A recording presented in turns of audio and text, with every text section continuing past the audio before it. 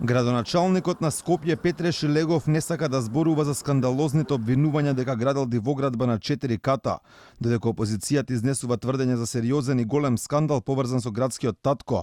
Тој сака оваа тема да не била на дневен ред, туку да се зборувало за локалните проблеми на скопјани. Сепак кратко кажа дека од опозицијата лажеле, а ќе чекал да види до каде ќе оделе, пошто ќе одржал само една пресконференција.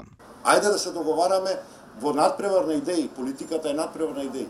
Што е тоа што ние како луѓе кои што претендираме да бидеме градоначалници во наредните 4 години, сакаме да го понудиме на скопјани како такво. Да не се занимаваме со црни пропаганди. Мислам дека на сите ние преку глава од поделби, од омраза, од сеење на делби, навистина мислам дека граѓаните заслужуваат еден спокоен развој, вакви објекти што е можно повеќе како институции да ги стимулираме инвеститорите да се отвараат.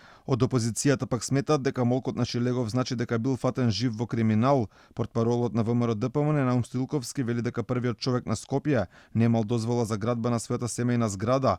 Предупредуваат и дека градоначалникот на Карпош Стефан Богоев е негов соучесник и побара од него да гурне објектот, а не да го штити Шилегов. Ако не го сопрат ова насилство на Шилегов, СДСМ, Богоев ќе докажат дека се дел на урбаната мафија.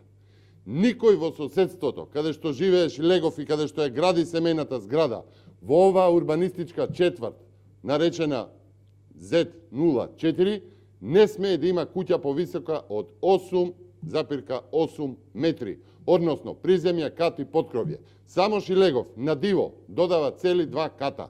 Додека ВМРО ДПМН обвинува за сериозни криминали со дозволи за градење во кој е директно поврзан градскиот татко, Шилегов и по 4 години на власт не знае колкав бил нивниот број во Скопје. Она што уште повеќе фрла сомнеш во овој случај е што градоначалникот пред неколку дена се правдаше дека немал правна можност да реагира за отстранување на дивоградбите.